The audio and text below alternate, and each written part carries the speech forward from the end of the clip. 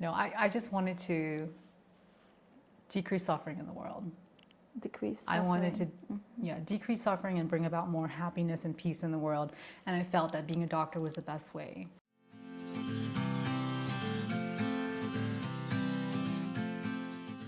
Hello everyone, and welcome to today's conversation. The Center of Positive Psychotherapy organized something called Summer School for Psychotherapists. It was a week-long workshop for psychotherapists, like a retreat. Every morning began with meditation with Nena. And every afternoon was dedicated to some kind of self-experience for psychotherapists, led by Ewa Dobiała. Nena, I have this here, so I will be correct. Sure. Nena is a child and adolescent psychiatry in the United States, right? Yes. And at the same time, you are a certified mindfulness and meditation trainer. Yes. That's a very interesting combination, to be a psychiatrist that meditates. And she has been practicing meditation so I've heard, for more than 15 years, right? I guess, time flies. She completed an intensive 3-month residential training at Middle Way Meditation Institute. It was in Thailand, right? Yes, many years ago. You co-founded both the Meditation Center of Alabama and a meditation club at the University of South Alabama. Yes. How are you after this week of guiding meditations here in Letnia Center of Positive Psychotherapy? I feel very fulfilled. I feel my heart is full with a lot of gratitude, first for all the kindness from you and your family and all the psychotherapists and Dr. Eva. It's rare for, I don't think I've ever met such a community of people who are so kind and caring and generous themselves and supporting each other along this path of being the best version of themselves, but also caring about their peace and balance and sustainability as well. So it was a great honor and gift for me to meet every single one of you and to be present for some relaxation and happy time inside of ourselves as well. Happy time, yeah. But tell me, what was something like the most memorable thing that will stay with you after this summer school? It would be the personal and individual transformation of each person, aside from the collective unity and the support received from the whole family, just to be able to see each person's transformation from day one. Like in the very beginning, so many people said, oh, I'm scared of yoga. Oh, I have a lot of anxiety. I can't stop my mind. I don't know how to be with myself. There's too much going on. And if you, like from my point of view, every single day I could see people, of course, they had to go through the journey and there were ups and downs. But in general, people began to smile a little bit more easily. They just looked more at ease. They were happier. They were laughing together. They were outside enjoying walks, just doing nothing, just enjoying the moment and like loving themselves. And I could just see it in their glow, their aura, like they were just really at peace, because it's such a beautiful place here that it's really hard to not be peaceful here. But it was, every single day I felt like people gained something invaluable, learning about themselves and unlocking themselves to be able to let go and understand the true nature of their reality with kindness and acceptance and be okay with that. And just allow their mind to settle more and find more peace. Until the last day, I felt like when everyone shared, there was so much peace and love and nourishment. Someone used this word. They felt that this practice was very nourishing to just relax and go inside themselves and find this place of comfort and healing that's available for all of us. Yeah. I think we will go deeper into that later, but so our conversation will have those parts about you and parts about the experience. I want to ask you about how your journey with meditation began. So I'm probably a meditation trainer because I need it the most. Self-disclosure. All of these things that people struggle with, the anxieties, the perfectionism, the stresses of day-to-day life and burnout. Like that was totally me in medical school.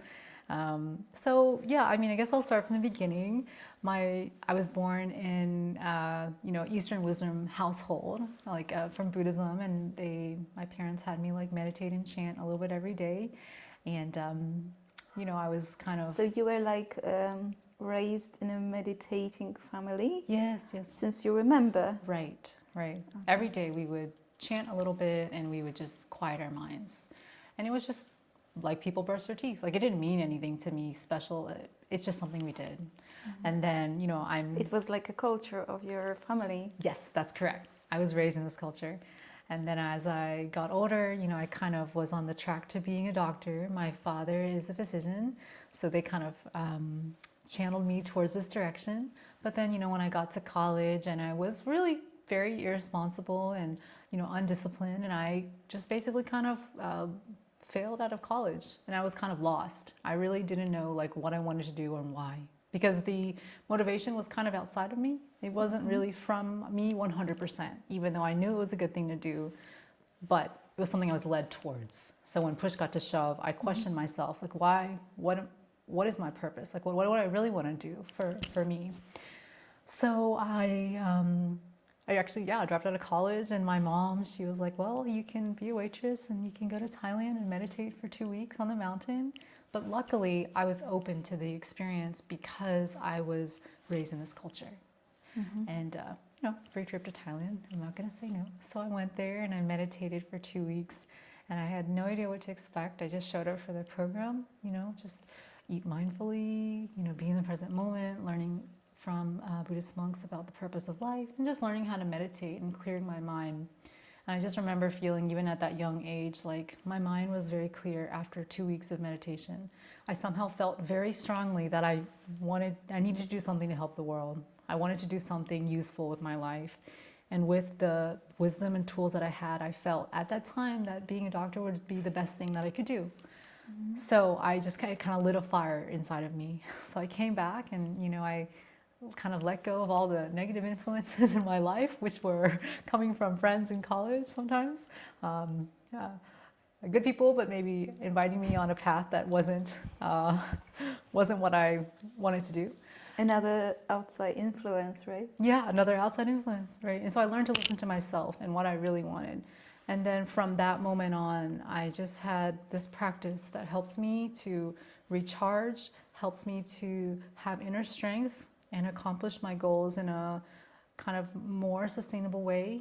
And so with that, I guess, power, inner strength, and clarity, I could finish my goal and finish school. Or else I probably, who knows what would have happened. Okay. The question arose in my mind. What was different about this retreat compared to your previous experiences with meditation? Because as you said, like you were experiencing meditation, you meditated, there's a past tense, your whole life, right? It was something normal for you. But what was different on this retreat, like 2 weeks in the mountains, that led to this connection to you? Yeah, I feel that before I meditated for shorter periods of time, and maybe things were going okay. So I just kind of took it for granted. We would go to retreats and I would just kind of do them kind of half-heartedly because my mom wanted me to do them. But somehow this time I was in a place where I was searching and I was ready. It was as if there was an opportunity in crisis for me to fully embrace the experience. And it was long enough to where it wasn't just a 20-minute meditation, because I was still kind of a kid then. 2 weeks of continuously cleaning my mind led to deeper and deeper clarity and understanding about myself and being in touch with myself. I just think it was a longer washout period. That makes sense. But in the beginning of medical school, you knew you wanted to be a psychiatrist or just a doctor? No. How did you come to this point when you became psychiatrist? No, I just wanted to decrease suffering in the world. Decrease suffering. I wanted to decrease suffering and bring about more happiness and peace in the world. And I felt that being a doctor was the best way. I didn't have psychiatry as my goal. But when I went through medical school, we'd go through different rotations, and then I found that, and I have kind of a meditative background anyway, there are people with 4-stage lung cancer who have X amount of months or days to live, and they had a special, I don't know, resilience about them or appreciation for life and presence that even I didn't have, and I wasn't suffering at all. And I would meet people who are, having their leg amputated, and they were just so kind and warm and giving to me. And I thought, wow, the human spirit is indomitable. It's amazing. So I was inspired by these kind of cases. And then I got to psychiatry, and I would meet people who have absolutely everything in the world to be happy. Material, family, every single thing. They should be absolutely the happiest person, right? But they didn't even want to live anymore.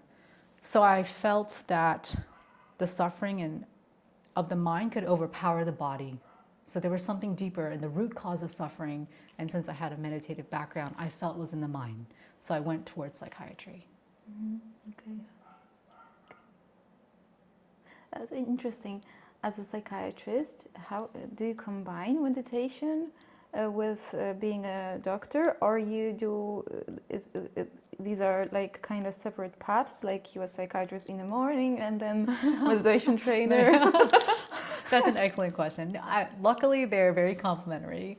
People have to learn to be mindful and examine because when you come to see a doctor, you're sick. It's like your leg is broken, right? So you give them a cast, you do the surgery. But then let's find out why the leg broke. This is just as important, or it's going to break again.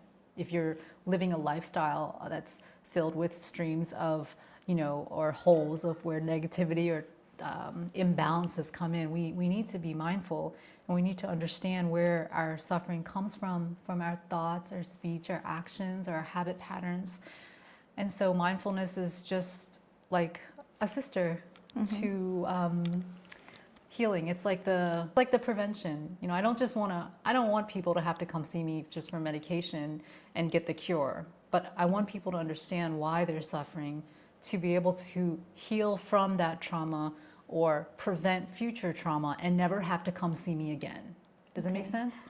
Yeah, and how do you do that in a psychiatrist's office? Because, we do this interview in Poland, and Polish patients are used to 15 minutes visits. Wow, that's and fantastic. There are different styles of being a psychiatrist, but the need to go to the psychiatrist is so big, and so many people want to do that. Sometimes it's like there is no other way of doing it. Right. If you want to take all those people to your office and help them, to give them medication and then send them to a psychotherapist. And that's, for a lot of doctors, it's kind of frustrating, and they cannot implement anything else. And as you can say, you somehow can do it, so your visits are longer, right? Yes. Well, I think there's two parts to this question. First of all, you have to treat the patient. Yeah. Not everyone is open to therapy. Some people just want a medication to feel better. So you really have to understand the current situation and the open-mindedness or what the patient is ready for. So I need to first take the temperature and see, they're okay with therapy. Oh, they are okay with mindfulness. Oh, they would like to understand themselves deeper. So I first treat the patient how I can with what tools are available for them. Everyone is different, it's individual. And then secondly, yes, you're right. There are a lot of people who need mental healing, and there's not enough psychiatrists. But I am passionate about combining mindful psychotherapy or well-being with psychiatry and medication management. So I kind of put myself in a practice environment where I have the flexibility to do shorter appointments or to do a longer appointment, because some people, they come to me for refills, but what they really come to me for is the mindset and the attitude shift and the understanding about their true nature of their reality. Yeah. You introduce them to meditation? You introduce meditation to them? I just do what makes them happy first. I kind of have my goal is not to like introduce meditation to them, but it's just feel what does this person need to make them happier and more balanced and more living a more sustainable. Okay, it's great that you show this as balance, because what you're saying in positive psychotherapy is like the balance model, you know.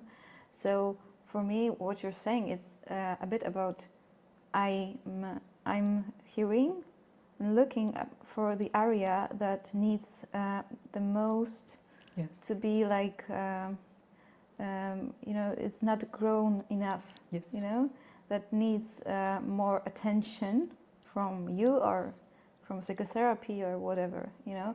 So do I understand this right, that when it is fantasy area, it's you introduce meditation to them, you propose like maybe you can start meditating? Right.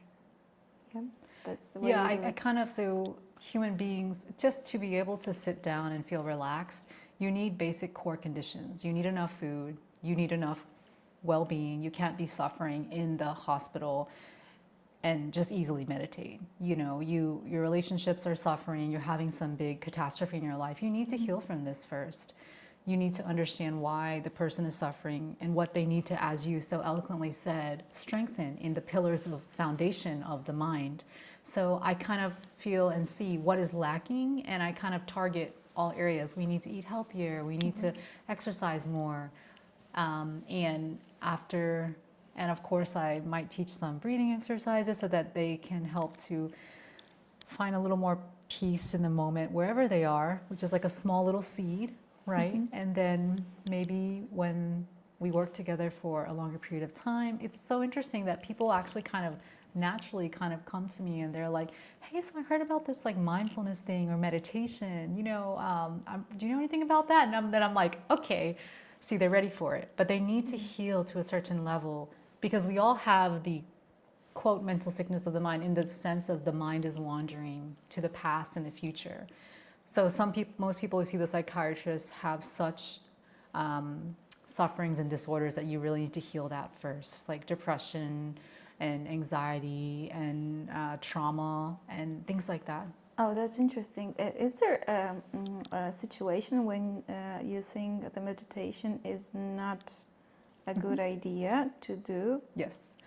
You should not do meditation with people who are like actively psychotic, because if you go into the fantasy or the mental spiritual area more, you're gonna go down paths of delusion and think that they're true and act on them. Sometimes it will enhance the psychosis. So you should not. But I actually found, and I went to like a group home and did some meditations that people with you know, even borderline personality disorder and schizophrenia, they could do loving kindness meditation and feel better. So it's possible in shorter amounts. Even the science shows that if people with schizophrenia are meditating for retreats, they get worse. So you need to have a smaller dose. In Not the 2 right. weeks in the mountains. Yes, yeah, no, good. that was my medicine. Yeah. And well, that was your first time you like guiding meditation specifically for psychotherapists. Yes, very So daunting. How was that experience like different from others? Something? How did you experience that? Yeah, honestly, it was a big challenge, because I knew that everyone here were, you know, kind of the mindfulness experts themselves, and they were teaching this every day in their clinic. Mindfulness. Or reflection on life and trying to understand yourself, right? So it's a special group of people. It made me, number one, want to help them more, first of all, because they're giving to so many people and they're improving the well-being of the community. So if I can help someone like this, I feel it's really worth a lot of effort and a lot of time that is you know, definitely worthwhile for me if I can help someone who's actively giving so much in the world. But number two, they have a lot of knowledge and wisdom, but I felt in the beginning I had some uncertainties, like this was a little bit daunting, but actually when I got here, it was the opposite a little bit, because They were all psychotherapists. They were so kind and open and non-judging and accepting and just like warm and just love, filled with lots of love, that I just felt like we were just like a family, and I was just sharing some piece of my life that might benefit them. And then it was actually, and then it actually, along the way, it made the process a bit easier because they are used to hypnotherapy. And meditation is a little bit similar to that, except for it's not for a goal, like to stop smoking or something, but it's more for allowing the thoughts to settle. If you had a clear glass of water, and just gaining wisdom, which is understanding the true nature of your reality and clearing the mind to see the world around you more clearly. It's just giving you wisdom. And so actually I think it was quite easy for them in some way because they were used to hypnotherapy. Self-experience, right? Yes. Like, well, like every psychotherapist has to have like individual therapy, self-experience, group therapy, supervision, and so many things. Like, well, it's kind of that we get used to, like going inside ourselves, you know, and not always in a fantasy area, like because meditation is, well, in Poland it's not so popular to do it. Maybe more in religious manner, like prayer for someone, but like I can feel it because I experienced your meditation on the first day of this retreat. It's just about relaxing. Yeah, it was so like full of love, I must say. And well, I have the question that is in my head since the beginning of our conversation is, what does peace means to you? But before I ask this, well, like one of the things that was your goal here to come here is the Ukrainian psychotherapists that come here tomorrow. Yes. That work in the areas that are touched by war in Ukraine. So tomorrow it's going to be a new experience for you, right? Yes. Or maybe you worked with people that are like after. So it's kind of another new experience with psychotherapists that are directly under war circumstances. And the word peace is in my mind because you can understand the word peace in a different ways, like peace as calmness, but peace like no war. I think the point of peace is not the absence of war. It's being okay with whatever's going on in the present moment. It's being content, being able to let go of the desire for another reality and soften and relax into whatever is going on. And I believe if you can come back home to yourself amidst chaos, peace doesn't mean everything is perfect and there's no war outside, but it means that you understand the nature of reality, and despite that, you can be kind to yourself and you can relax and you can take care of yourself and love yourself and come back home. Yeah, and when I was reading about you, I came across this World Peace Initiative. Yes. Can you say something more about this? Yeah. What is that? World Peace Initiative is a nonprofit organization currently based in Thailand, but they have meditation, mindfulness trainers such as myself all around the world, in many countries around the world, and they offer a free platform, 42 days self-development program, where people from any country can just start meditating with guidance from, middle way meditation trainers, and make it a habit. And they can also become a trainer themselves if they like this type of meditation. Yeah, and then you have to go to Thailand.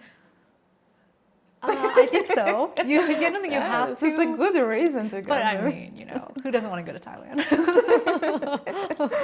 I think it's also available online. They are,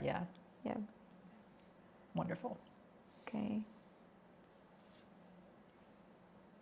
But you said about the meditation being easier here in the group of psychotherapists. Yes. But was there some challenges that appeared during this week? A lot of challenges for each person. I think different. Depends on people's background. Some people I feel like had meditated more. It was just easy for them. Some people had so much stress and trauma, even from the war and the things that they're having to deal with every day, that it was hard for them to sit with those feelings, and rightfully so. And they had to work through that, and they had to go out in nature and do more self-care to fill up their cup up with more love and understanding and kindness for themselves, until finally that clarity or that peace energy could kind of teach them, like, this is the true nature of my reality. It's just a projection of my thoughts, and that didn't mean it's real. Everybody does love me. Everyone here loves me.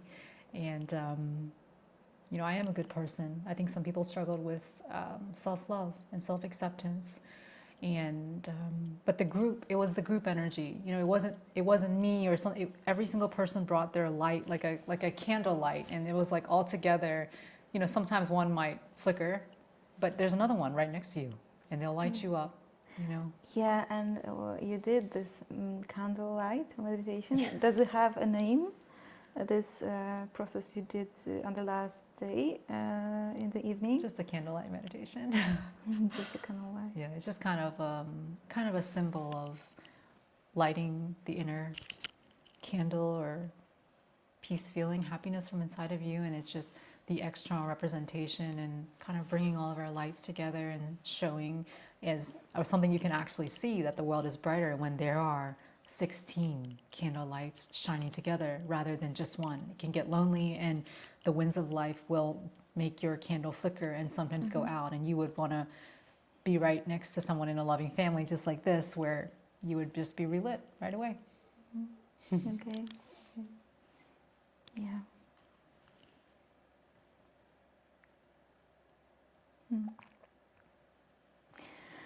Okay, so we can go to the part about the rest and recovery for therapists, and why is it important.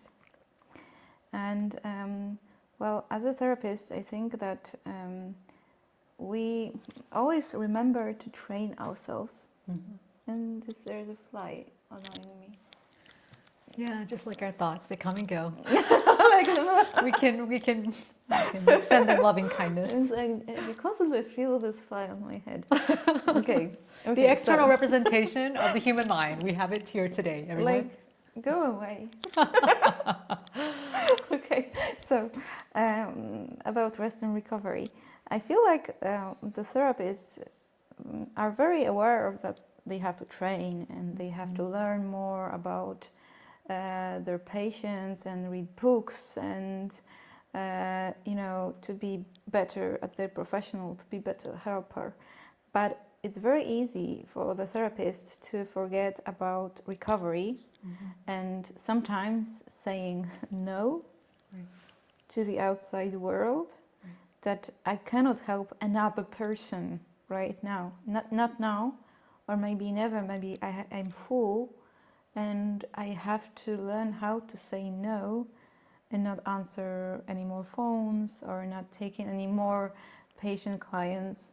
And this recovery thing, I think it's such a great thing that Eva Odbyła provided us this opportunity to meet in these circumstances, that would retreat for therapists. And even the word retreat is very meaningful for me, that you withdrawn. I remember you saying that just forget what's going on outside and just be with yourselves and your inner self, It doesn't happen very often that the therapist can just detach from what's going on outside, because our profession is about connecting to someone's issues, someone's problems, someone's challenges, right? And focusing on being able to provide them this context that will allow them to find their path. And so I think that there's a very dangerous outcome of neglecting their own, our well-being as a therapist, that we can burn out very quickly, we can take too much on our shoulders. And how do you see that? Because you're a psychiatrist, and you meet so many people that struggle, and you are a child and an adolescent. An adult, yes. An adult. Yeah. So whoever's breathing. Yes. Who can talk. Whoever's breathing.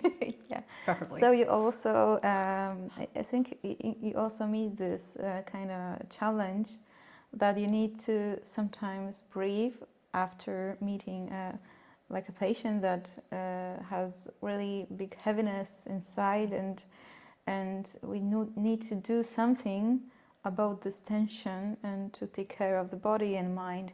How do you view it? How do you take care of yourself in your work? Right. Yes, you have to be, you can't pour from an empty cup, right? And psychiatrists, psychotherapists, those in the mental health field are just giving their love, their attention, and it's a big emotional responsibility to sit with someone who's struggling so much. So you have to be able to really be able to like let go and clean your mind and be kind to yourself and fill your cup up with good energy again, to be able to then have a blank slate to help the next person as best as possible. So I just take little breaks to go outside and take a little walk, stretch, just come back to my body, my feeling. So I'm not just thinking about what just happened or, in the loop of thoughts. Sometimes I'll just take a moment to just kind of tell myself like, just, I don't care, just, relax, release. And then my mind kind of settles down and I feel this peace or comfort from within me, which I have practiced in my kind of meditation practice. And so as you kind of strengthen the muscle and it is stronger, it's already there for you throughout the appointment. The more we are kind of having our personal mindfulness practice, and then you can kind of tap into it kind of easily. It's like you've gone from the dirt road to the superhighway many times, so you kind of know the steps of how to comfort yourself, how to take care of your body and your mind. People have different formulas because we're like chefs and you just have to know what works for you. So yeah, for me, just stretching, take a moment to just let go and relax. Yes, we could, in terms of capacities, there is a lot of acceptance in what you're saying, to accept what you experience and then move on with that. Yes, that's it. Yeah. Okay. Yeah, and I have this question written that what makes it difficult for therapists to truly rest, and I was thinking also about this reliability capacity that the therapists have a really high sense of reliability. They have to be reliable all the time. And there is so much tension when you have to accept you cannot be this person that everyone can rely on all the time. Right. That you have your limits and you need to accept that, Right. Yeah. Yeah, I can relate to that 100%. I am someone who historically in the past was always the giver and always there for everyone until I was it's almost like compassion fatigue. You don't have enough juice, but you keep pouring it out. And then at a certain point in time, you realize like you can't give what you don't have. And if I don't take time out to love myself, like this is not sustainable. We are, psychotherapists are very kind and generous by nature, automatically towards other people.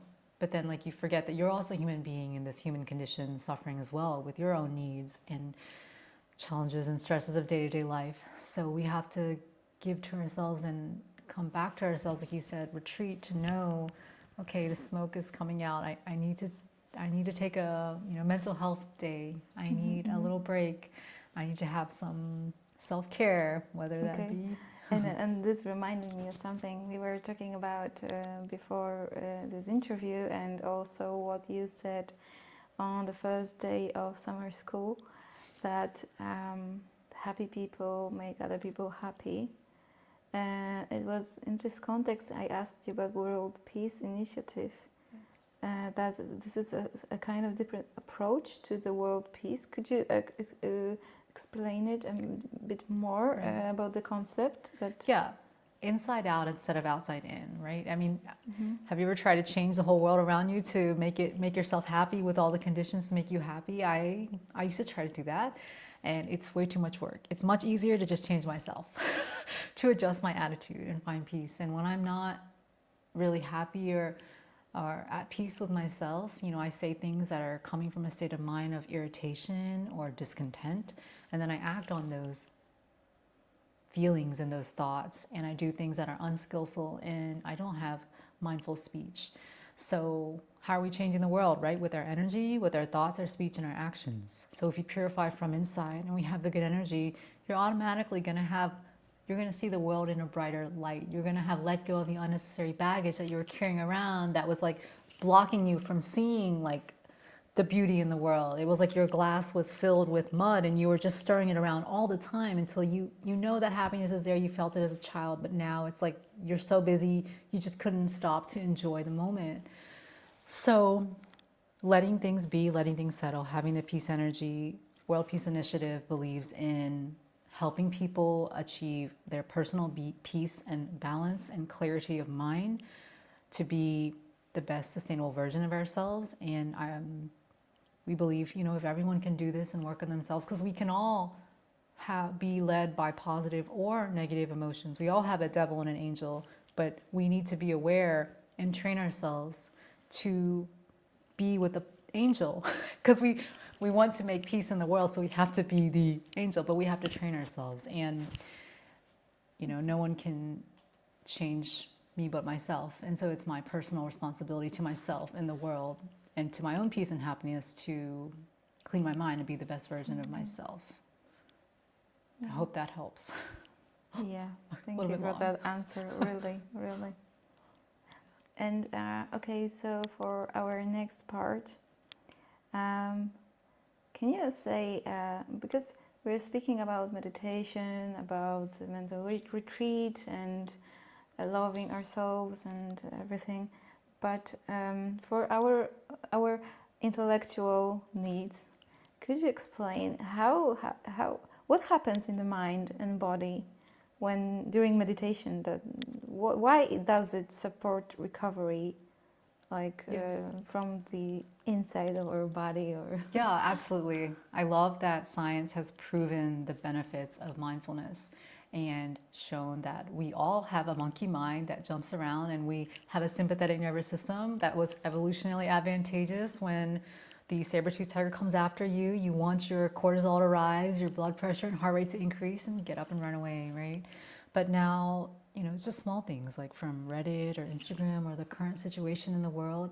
It's the same response causing stress on our cardiovascular system, but it's not truly life-threatening most of the time, right? And so, you know, Dr. Herbert Benson, a physician from Harvard, he did research and he had people just kind of breathe deeply. It's called the relaxation response. Just by doing some mindful deep breathing now, like if you're watching this, maybe take a few deep breaths, place your hand on your heart and your stomach and breathe. And you realize like, oh wow, people's heart rates are decreasing. Their blood pressure is dropping. We are having so many cardiovascular accidents in the world now. This is a leading cause of mortality.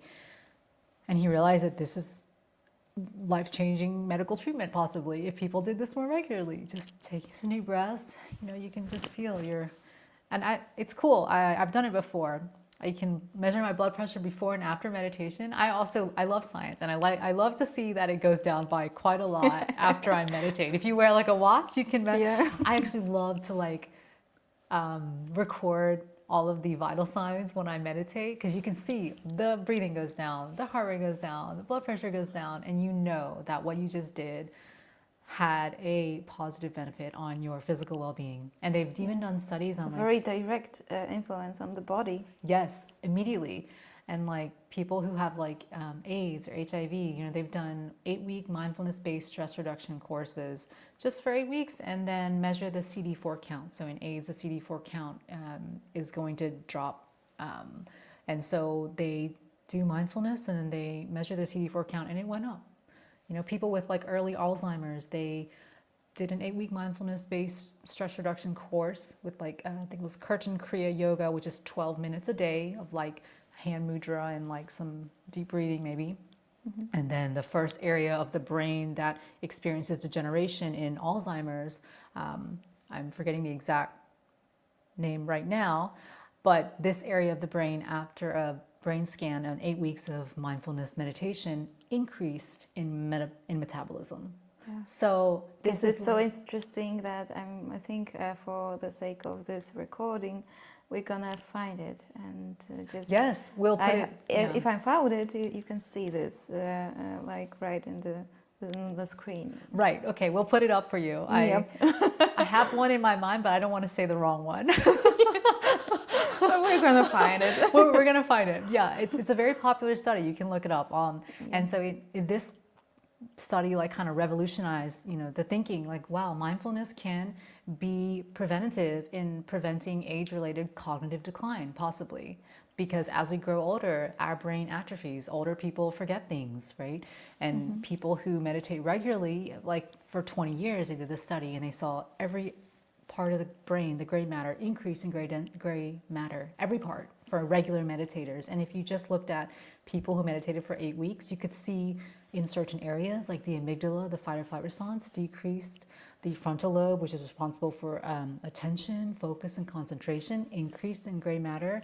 And then like the hippocampus, learning, increased in gray matter just after 8 weeks. So you can like scientifically measure and validate the results of not only do you feel better, but you're getting healthier and your brain's living longer, and telomeres, which are the caps of on our chromosomes, are actually getting, and they kind of deteriorate as we age, actually getting longer. Yeah. So lots That's of interesting studies. because in positive psychotherapy we speak about capacity of contact with ourselves and contact with another person, contact with the world and a lot of things, but it's often a struggle to contact with our own bodies in a world full of stimulus and distractions and everything.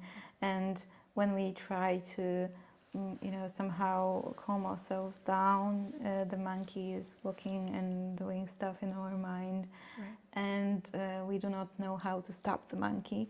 And this meditation training, like training ourselves in meditation, so I guess we should do it regularly so it will work, can be one of the tools for us psychotherapists, for us and the patients and everyone around us, to develop the capacity of contact. And that leads to the next questions. How can someone who says okay, I tried meditating but it didn't work for me because I just cannot switch off my mind, I have thoughts and everything goes around my mind, and I do not know how to do it. Yeah, they're just trying too hard. I struggled with meditation for many years because I'm a type A perfectionist, put a lot of expectations on myself. And this was part of my habit patterns and mindset, and something I needed to work through the practice of being kinder and not pressuring myself so much and have a more relaxed attitude towards life. And so through that, I learned other people are also the same. It's normal because the world is making us go faster and to try to achieve more and to pressure yourself more to be like this ideal, or social media. Now everything is like externalized. You're never happy with what you are. You always want to go after another goal because the bar's getting higher and higher, and it's faster and faster and more distracting. So we kind of forgot about the gift of the present moment and the good health, the good family, the goodness inside of us, the peace and the kindness that already lives within you. But when you relax, you go and you take a walk and you feel more free. You create some space in your mind where you've let go of some baggage and some cares and worries, and automatically you just feel lighter, and that peace energy comes into your mind and you just feel better. That's all. Meditation is just being present, just being able to let go and relax. What you're saying is that we try too much to meditate. and myself included for many years, and I'm still working at it, right, we're trying to stop thoughts, which is not the point of meditation. Yeah. It's like you're sitting there on the beach and the sun is shining warm on your face and the clouds are going to come and go. It's normal. You know, it's not always a clear blue sky, but we can choose to let the clouds come and go with the neutral mind and stay with the sun. So it's more about being with a comfortable and relaxed feeling, and you should make it easy and start wherever you're relaxed. Start from taking a walk. Don't start by sitting down and closing your eyes and trying to stop. You're gonna just cause yourself stress. Meditation should make you happier and more relaxed and more sabai. Sabai is a Thai word for those of you listening. That means relaxed in body and mind, like Hakuna Matata, like it means no worries, or Que sera sera, like what will be, like I can't control the world, right? Can't even control my thoughts or feelings. It's like you said, we can sabai around. Yes, but yeah, that's right. Yeah, That's my new around, favorite everyone. phrase. To sabai around. Sabai around. So really people need to understand that it's about relaxation and letting go and releasing and being kind to yourself and starting wherever you feel comfortable in whatever. Like on our breakfast with mindful eating, right? Perfect. What Yes. does it mean, mindful eating? How do you do it? Just being present with the feeling of being relaxed and comfortable, and just, you know, it's not really needing to be more mindful. We actually have too much mindfulness these days. That's the too much desire or focus, which makes the mind coarse. We need more patience, more calmness, more relaxation. More simplicity? Yes, yes, yes, yes. I guess it was something you said the first day. Simple day, simple life. Yeah. Yes. That stayed with me, you know. Right. Simple day, simple life. Yeah. Happy people make other people happy. Unhappy people make other people unhappy. Yeah. So you be happy first, and then you will share your smile with the people around you. You have to be survive first. You're just, you know, Yeah. wherever you feel comfortable is fine. Okay. Oh, and another question I wrote down is how much practice is enough to notice change? Because when we are speaking about breathing techniques, like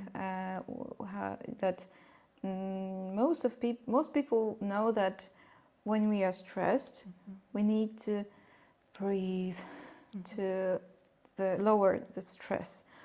But what most people don't know is that it's not enough that you are stressed and you start breathing calmly. Most of the time it won't work because you're so focused on, is it working? Is it working? Am I stressed or not stressed?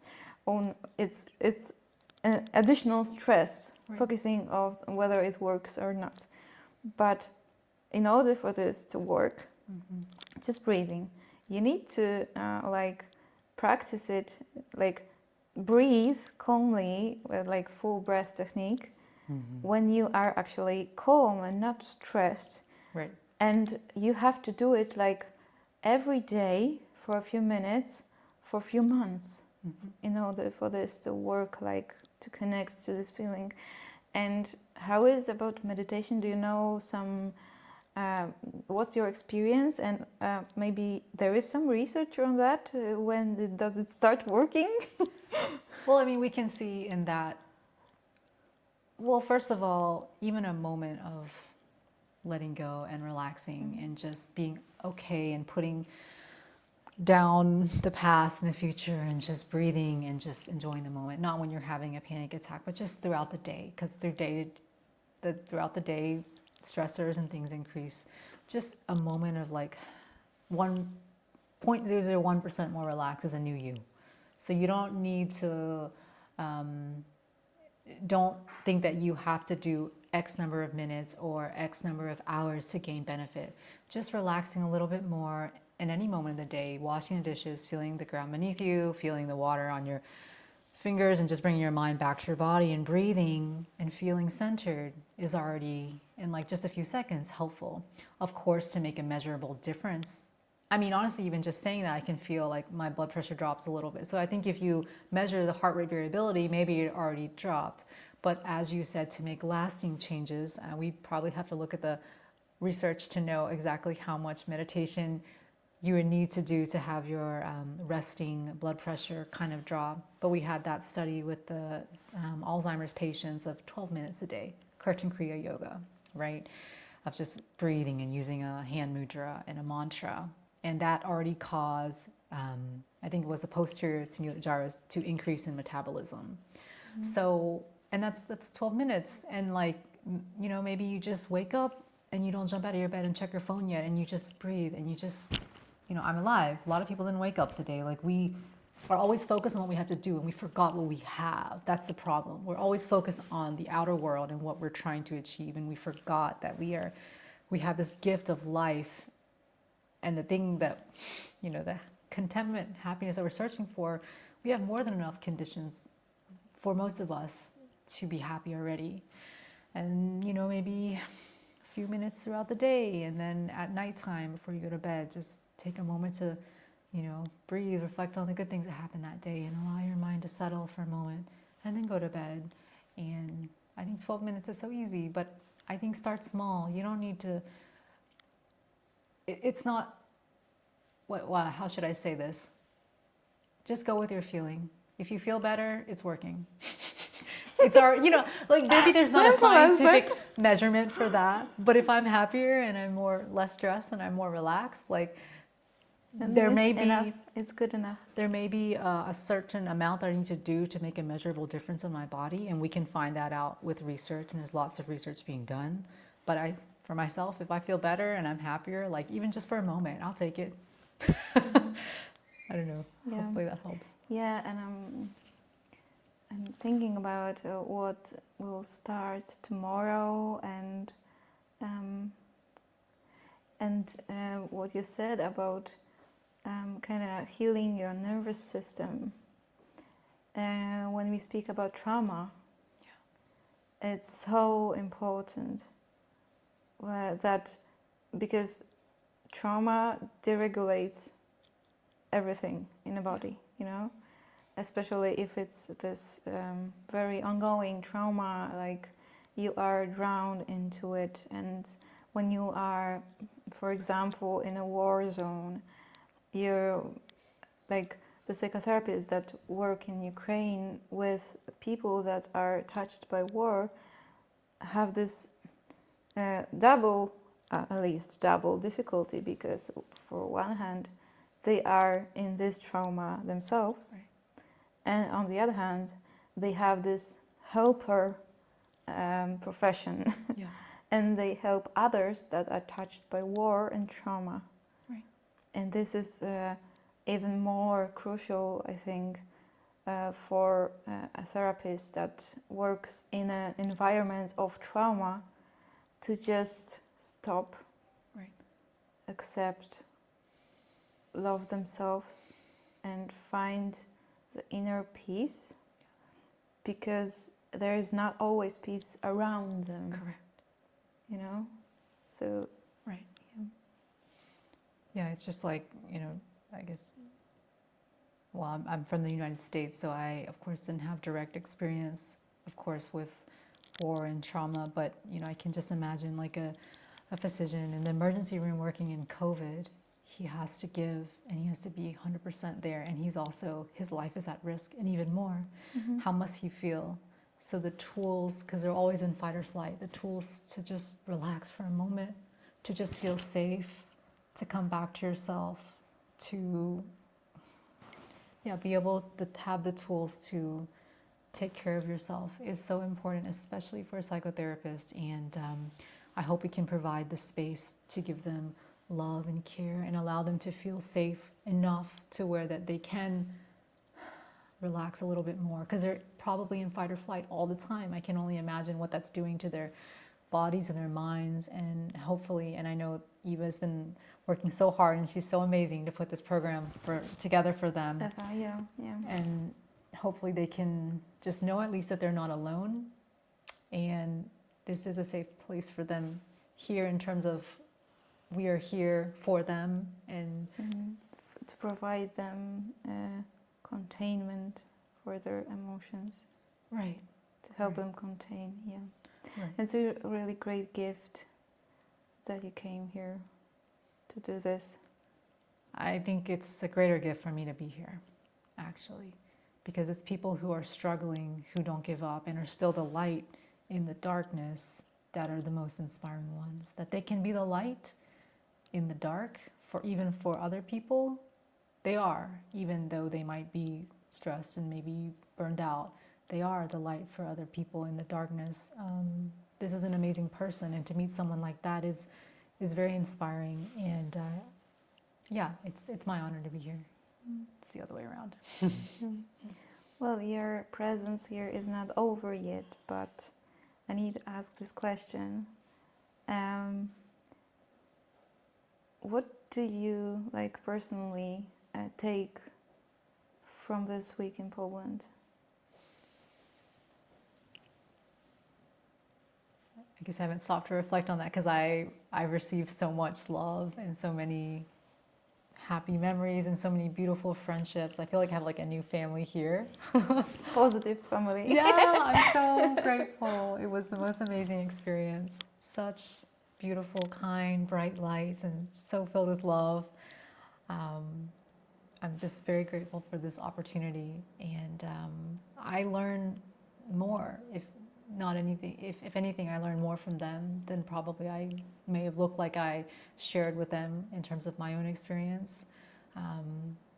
So I guess I don't have a direct answer to your question, but it's more a feeling of... It's a feeling. Yes. It's like, it looks like you take some feeling and some feeling in your body. Mm-hmm. A lot of gratitude, a lot of appreciation, and because this experience was not because of me, it was because of everyone. Like, it was everyone's light and love and brightness that added to the family, that made the environment peaceful, that allowed us to feel safe, myself included, and allow our minds to settle down. So I'm just, a small piece in that. I'm just grateful to have been here, to be present and feel the love. Yeah. Okay. Thank you, Nena, so much for the conversation and for sharing your wisdom and inner peace, your gentle presence. And I hope actually it inspires psychotherapists that are watching us right now, and every other person that feels that there's a need of inner healing, to inspire, to pause, breathe, and take care of themselves. And there's a question at the end of this conversation, like, if someone is interested in your work and what you're doing, how can they stay connected to see what your initiatives are? What are you doing, and to read more about you? Sure. Well, I'm one of the co-founders of the Meditation Center of Alabama, so you're welcome to go online to check that out. You can... Yes, we can leave the links free online in the description. courses, Yes, mcalabama.org, and people. There are my courses there. Yeah. Every Wednesday, it depends on the time zone that you're at, but every Wednesday we have, and Thursday we have meditation, so you're welcome to join us. But I think actually, what was most inspiring to me about this week is to know that there's someone like all of you. There's someone like Dr. Eva, who is giving her time, who is giving her resources, her wisdom, and her love to make the world a better place. And all of this whole family is benefiting, and every single one of them are the givers of the world. And they were brave enough to come and to look within themselves and to find peace with their own heart, which is filled with many things, and to let go, to be the best version of themselves, to keep giving in a sustainable way and giving to themselves. And I think this is very inspiring, this community of people who are doing their best to be the best version of themselves, supporting each other and giving back together in a team to the world and helping with war relief efforts. I mean, this is showing that you might think you're just one person, but several people together supporting each other, making a net, can make a huge positive difference in the world. I believe one person can make a big difference. And together, I believe that, and you showed me this week, it's possible to change the world in a positive way, together with the right tools, sustainability, balance, self-care. And this is very inspiring to me. So I will take this with me, this example of bravery and courage along this path with purity and love for other beings and myself. And I believe we can all learn from Dr. Eva, and we can all learn from all the psychotherapists that I met. They're a good role model and inspiration for all of us in the world. Yeah. So It reminded me of a sentence that if you want to go fast, go alone. But if you want to go far, go together. yeah, so I believe it's everyone's responsibility to take care of themselves and do their best to help the world around them. And what's happening in Europe with the war is the world's responsibility in a way. And we can all come together and do something to help pour more water on the fire so that they know they're not alone. And hopefully one day, by maybe first quelling the fire within your own heart so you have enough resources to give to the world around you, and extending that love and care once you filled your cup, that it's overflowing to do something for the person next to you. Yeah. Yeah. Okay. Thank you, Nina. And we can stay in touch with you. Yes, absolutely. It was an honor for me. This is my first time in Poland. It was an honor for me to be here and meet all of you. So thank you for inspiring me with your presence and your love.